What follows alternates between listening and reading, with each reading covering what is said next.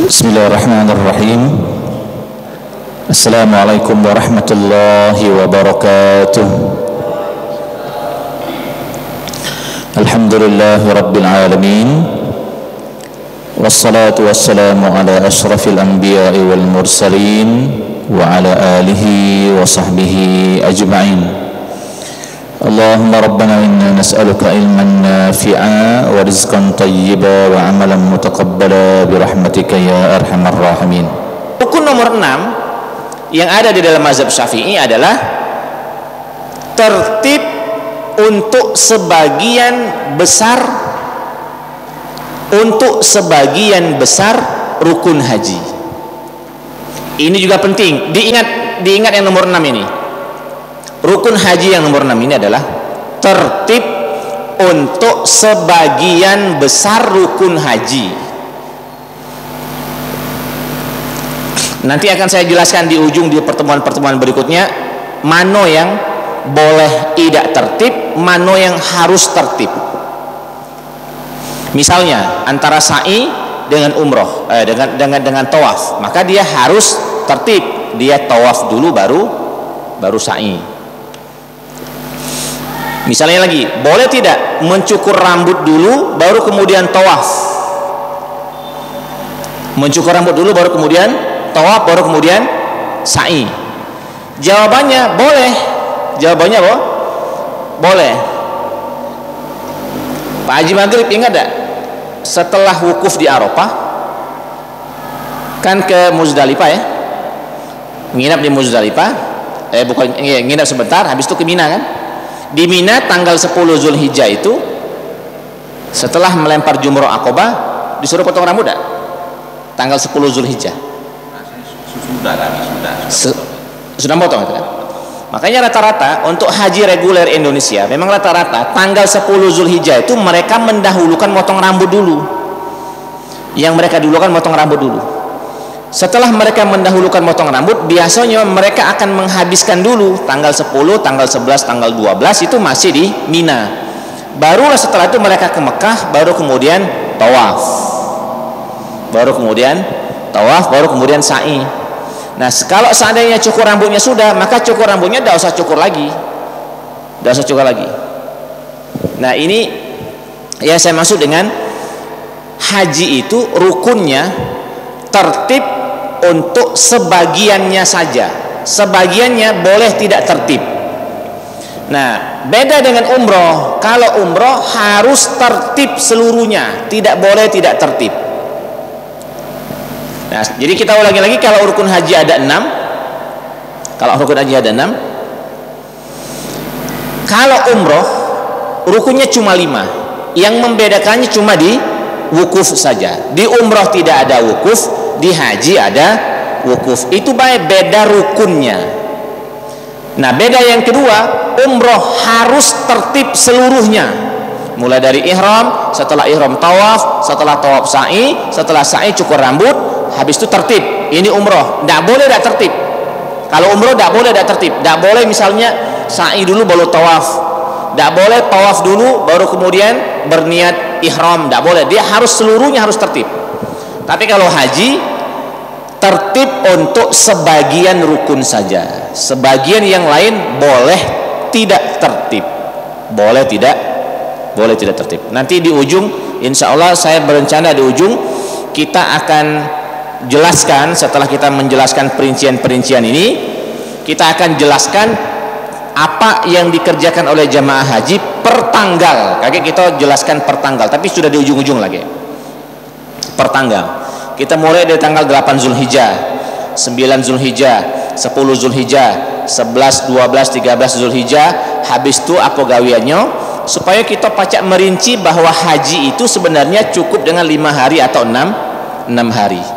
Nah, 6 hari selama kita pergi haji itu, selama serangkaian haji itu apa yang kita lakukan. Insya Allah nanti kita akan jelaskan per hari. Sekarang kita menjelaskan dulu per hukum. Ini rukunnya, ini wajibnya, ini sunnahnya. Nanti baru di hari akhir kita per rukun. Nanti kalau ini TV ini nanti bisa menayangkan video, nanti akan saya sertakan video di TV ini insya Allah. biar kita bisa melihat niat, oh ini tanggal 8 Zulhijjah ini gawiannya, jengok di sini.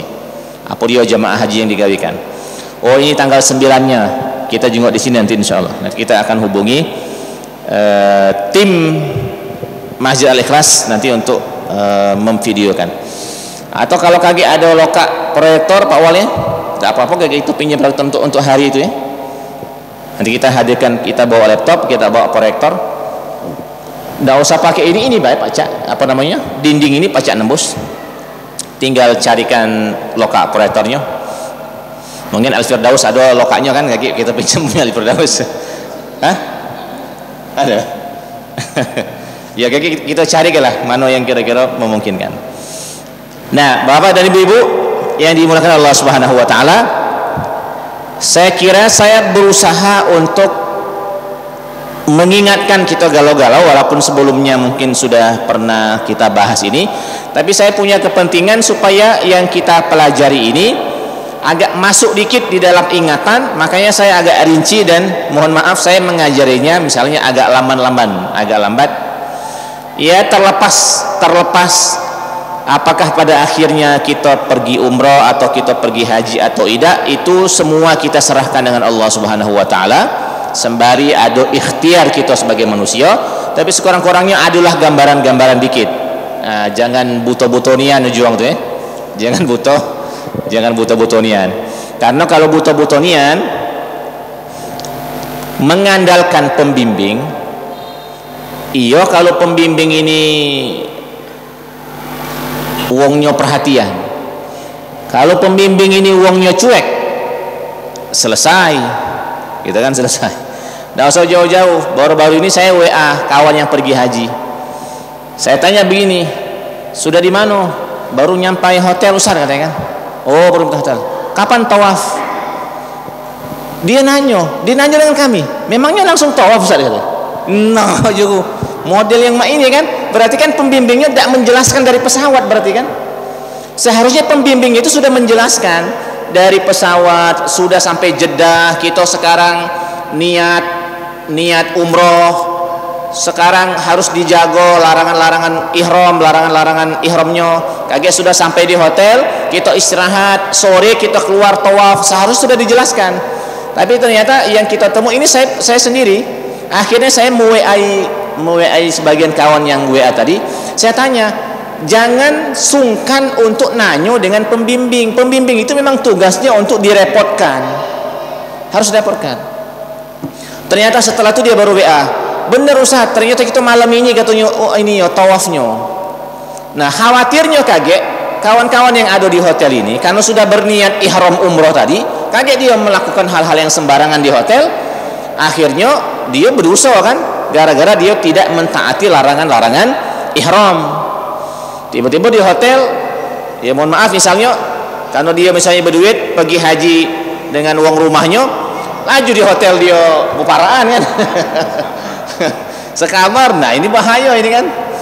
Atau misalnya dia akhirnya ganti baju, mandi pakai sabun, pakai sampo, kemudian dia pakai minyak wangi lagi, kan itu tidak boleh dalam larangan ihram.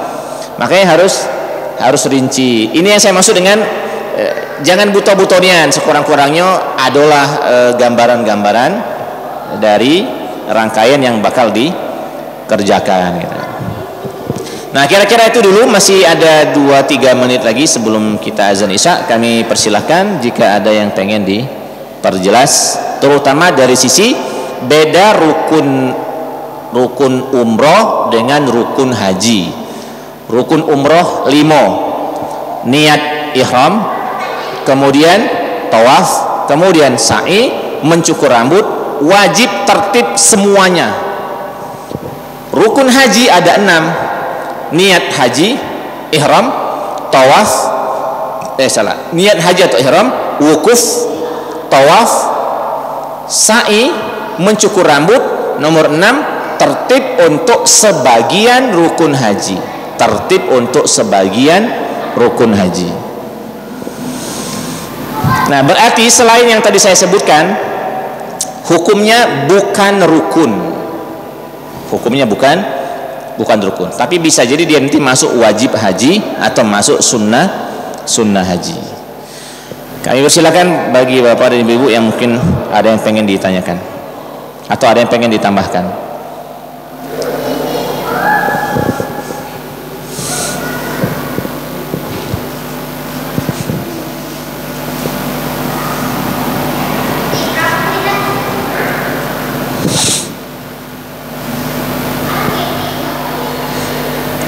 Jam berapa? Isa 7.22 ya?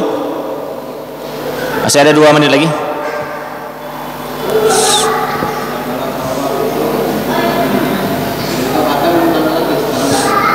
Kalau tawaf 7 kali, kalau kita batal, ngulang lagi dari awal atau lanjut? Kalau kita batal, ngulang dari putaran di mana kita batal. Misalnya kita sudah lewat 2 kali, masuk putaran ketiga batal. Maka kita keluar, cari tempat wudhu, kita ngulang dari Hajar Aswad, ngulang yang ketiga, ngulang yang nomor 3. Kalau kita sudah lewat nomor 3, masuk putaran keempat, di tengah jalan belum sampai ke Hajar Aswad lagi, batal, keluar, cari tempat wudhu, ngulang yang putaran keempat, ngulang dari nomor 4, ngulang dari nomor 4. Ya memang seperti itulah. Sebagai pembimbing, kadang-kadang saya mengingatkan, sebentar lagi kita mau tawaf, tolong jaga wudhu. Yang nak batal, yang nak wudhu lagi, sekaranglah waktunya untuk berwudhu lagi itu. Nah, kira-kira ini dulu yang bisa saya sampaikan. Subhanakallahumma rabbana wa bihamdika asyhadu an la ilaha illa anta wa astaghfiruka wa atubu ilaik. Assalamualaikum warahmatullahi wabarakatuh.